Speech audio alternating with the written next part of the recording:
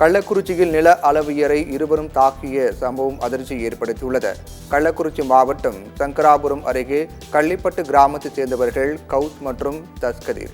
இவர்கள் இருவரும் தங்களது நிலத்தை அளக்க வேண்டும் என்று கோரிக்கை வைத்தனர். இதையடுத்து நில அளவையர் பாபு என்பவரது நிலத்தை அளக்க சென்றுள்ளார். அப்போது அதே பகுதியைச் சேர்ந்த சலீம் என்பவர் நிலத்தை அளக்க எதிர்ப்பு தெரிவித்ததால் பாபு நிலத்தை அளக்காமல் அலுவலகத்திற்கு சென்றதாக கூறப்படுகிறது. இதனால் ஆத்திரமடைந்த ஹவுஸ் மற்றும் தஸ்தகீர் கள்ளிப்பட்டு கிராம நிர்வாக அலுவலகத்திலேயே நில அளவையர் பாபுவை தாக்கினார். இதுகுறித்து போலீசில் புகார் அளிக்கப்பட்டுள்ளது.